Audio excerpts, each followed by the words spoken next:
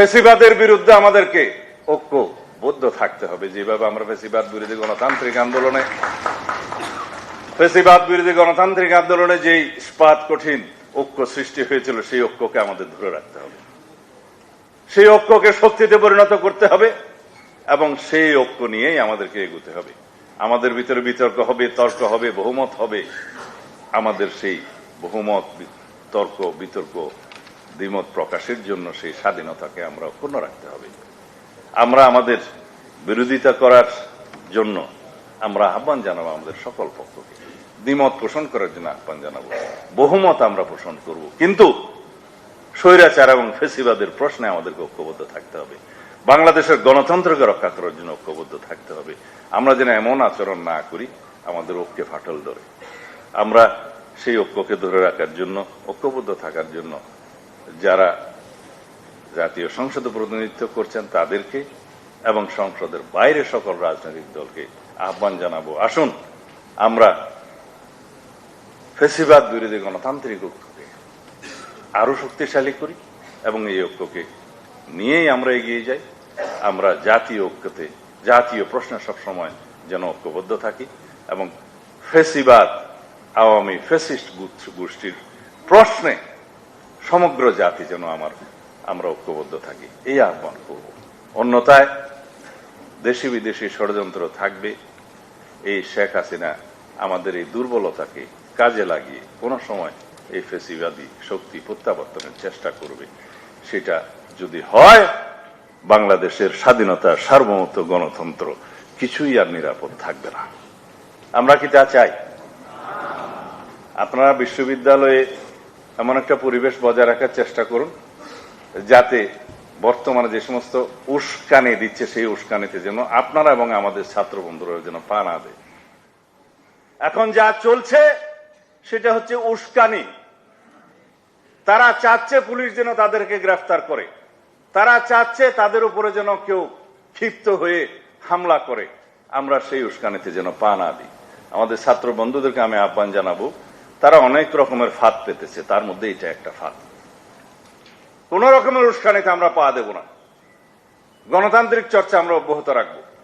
কেউ যদি আমাদেরকে গালি দেয়, তারপরের দিন আমরা সেটার প্রতিবাদ জানাবো, কিন্তু হামলা করব না। তাহলে এটা আওয়ামী কালচার হয়ে যাবে। যদি আমরা মফ কালচারকে বিলুপ্ত করতে চাই, তাহলে সেই চর্চাটা আমাদেরকে করতে হবে সহ্য, ক্ষমতা প্রদর্শনের মধ্য দিয়ে। আমরা সহ্য করব, আমরা গণতান্ত্রিক আচরণের মধ্য দিয়ে তারপরের দিন সেটা প্রতিবাদ করব, কিন্তু হামলা করব না। আমি ছাত্র বন্ধুদের প্রতি করজোরে মিনতি জানাই। দুই একটা জায়গায় আমরা দেখেছি যে আমাদের ছাত্র বন্ধুরা ফাঁদে পা দিয়েছে।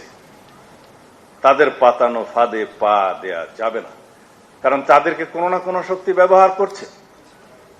সুতরাং সেই শক্তির সূক্ষ্ম চালের মধ্যে, পাতানো ফাঁদের মধ্যে আমরা জেনে শুনে যেন পা না দিই।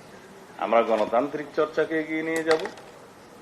আমরা ভবিষ্যতে আমাদের শহীদের স্বপ্নগুলোকে বাস্তবায়ন করব, রাষ্ট্র কাঠামোর গণতান্ত্রিক সংস্কার করব এবং এমন একটা সাংবিধানিক সংশোধনে আমরা নেব যে সাংবিধানিক সংশোধনে দিয়ে আমরা অনেক বছর পার করতে পারবো। অনেক বছর বলার কারণ হচ্ছে পৃথিবীর গণতান্ত্রিক ইতিহাসে প্রতি 16 থেকে 19-20 বছরের মধ্যে দুই একটি সংবিধান সংশোধনের পরিবর্তন প্রয়োজন হয়ে যায়, সমাজের প্রয়োজনে, চাহিদার নিরিখে, বাস্তবতার কারণে। সুতরাং সর্বকালহর কোন পরিকল্পনা প্রণয়ন করা কিন্তু সংবিধানের কাজ না। সকল সংবিধান প্রণীতই হয় সংশোধনের উদ্দেশ্যে। পৃথিবীর সকল গণতান্ত্রিক দেশের সংবিধানগুলো ধারাবাহিকভাবে সমাজের প্রয়োজনে, চাহিদার নিরিখে সবসময় সংশোধনে নিয়েছে।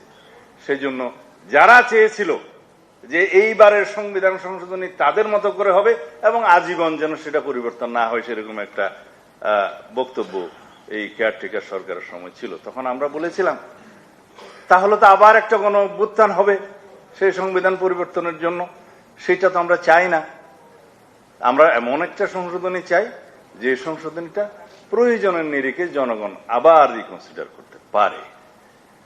যাই হোক, সেটা অনেক তাত্ত্বিক কথা, আপনারা সবাই আমার চেয়ে ভালো জানেন। এখন বাজে প্রায় 2টা, আমি আর বক্তব্য দিতে চাই না।